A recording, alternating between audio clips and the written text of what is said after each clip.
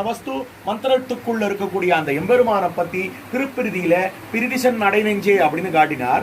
அதற்கு பிற்பாடு அற்புதமா காட்டியிருக்கிற விஷயம் பத்ரிகாசிரம எம்பெருமான் தான் தானே நரனாகவும் நாரணனாகவும் இருந்து கொண்டு சிங்காமை விரித்தது என்று காட்டப்படுகிறது. பத்ரிகாசிரமத்துல தானே நரனாகவும் தானே நாராயணனாகவும் தானே ஆச்சாரியனாகவும் தானே சிஷ்யனாகவும் இருந்து திருமந்திரத்தை வெளியிட்டருளினான் அப்படின்னு காட்டப்படுகிறது. அப்ப பிரதமாச்சாரியன் திருமந்திரோபதேஷ்டா யார்னா இந்த எம்பெருமான் தான். பத்ரிகாசிரமத்துல திருமந்திரத்தை உபதேசித்ததுனாலே இவன் தான் திருமந்திரோபதேஷ்டா.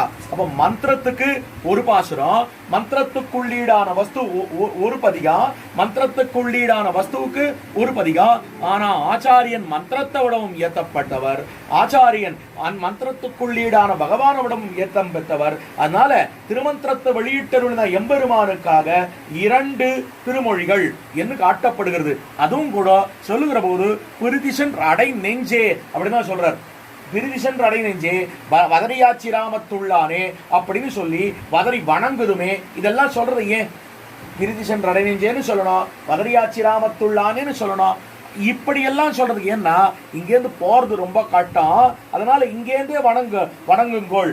அவர் போயிட்டு வந்துட்டார் ஆடல் மாவுல, இங்கேருந்து எல்லா இடத்துக்கும் போயிட்டு வந்துட்டார் திருமங்கை ஆழ்வார். ஆனா அங்க என்ன விஷயம்னா இங்க இருக்கிறவாளுக்காக போக முடியாது, இந்த பாசுரத்தை சேவிக்கிறவாளால போக முடியாது அப்படின்னு சொல்லி இவர் சொல்ற வார்த்தை சென்று அடை நெஞ்சே என்னும், அதே போல வதரியாச்சி ராமத்துள்ளானே என்னும், வதரி வணங்குதுமே என்னும் இப்படியாக காட்டியிருக்கிறார். அப்ப காட்டினது காரணம் என்னன்னால் இங்கிருந்தே நெஞ்சினால் நினைப்பான் எவன் அவனாகும் நீழ்கடல் வண்ணன்னு காட்டப்படுகிறது.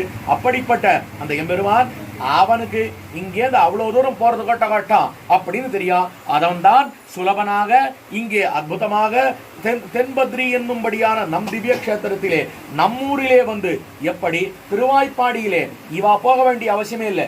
அந்த எம்பெருமான் பரமபதத்தை விட்டான், திருப்பார்கடலுக்கு வந்தான், திருப்பார்கடல் விட்டு திருவாய்ப்பாடிக்கு எழுந்துழினான். திருவாய்ப்பாடியில எப்படி எழுந்துழினான்னா அதுக்கு முன்னால மதுரை மாநகரத்துல இருந்தான், மதுரை மாநகரத்திலிருந்து திருவாய்ப்பாடிக்கு வந்தான். இவா போய் சேவிக்க வேண்டிய அவசியமே இல்லை, அவனே வந்துட்டான். அது மாதிரி பத்ரிகாசிரமத்திலிருந்து நம்ம போய் சேவிக்க வேண்டிய அவசியம் இல்லை, அவனே இங்கே எழுந்துள்ளிருக்கிறான்.